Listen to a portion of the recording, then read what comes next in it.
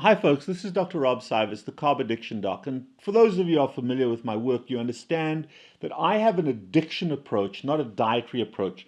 This isn't about calories and counting carbohydrates.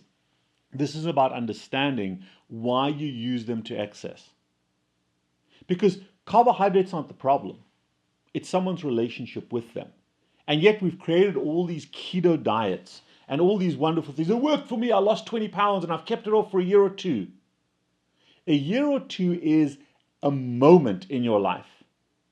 Come and talk to me 20, 30, 40 years out.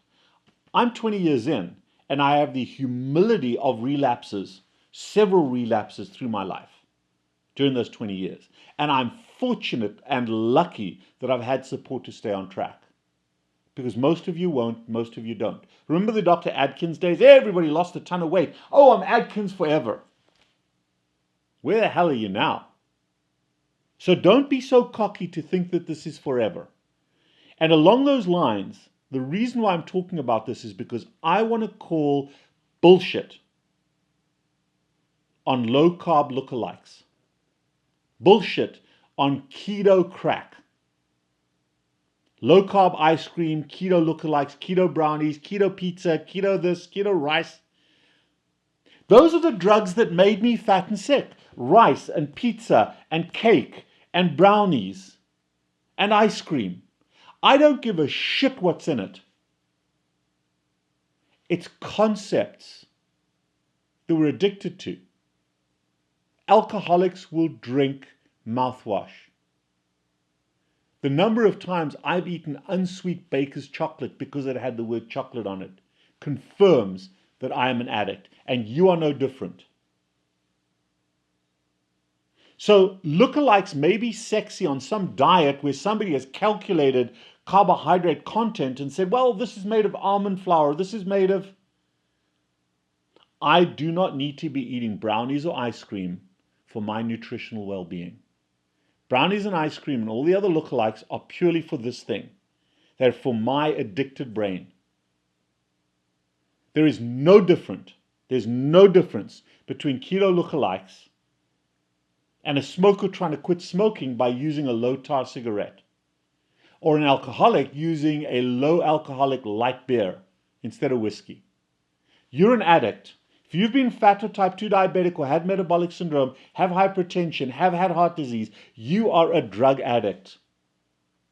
And no matter what the hell you do, as long as there's presence of drugs in your life, no matter how distorted you've taken it, it's just a question of time before you relapse. Might be a year or two or 3 or 4. Oh, I'm keto for life. I've seen many, many cocky people crash and burn.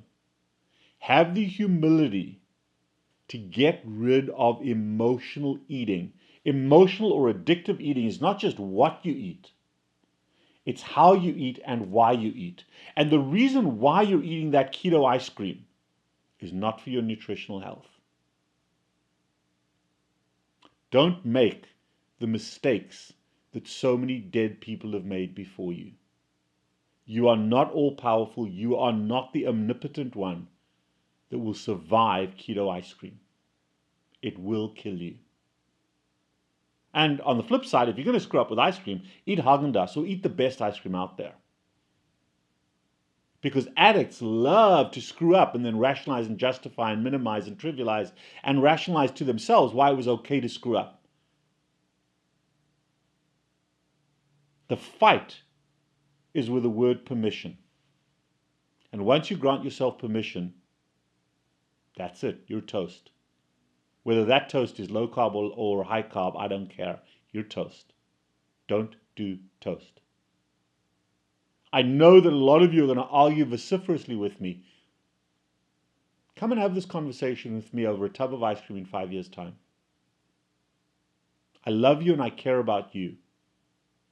That's why we put this stuff out there. Because I've seen too many thousands of people shoot themselves in the foot.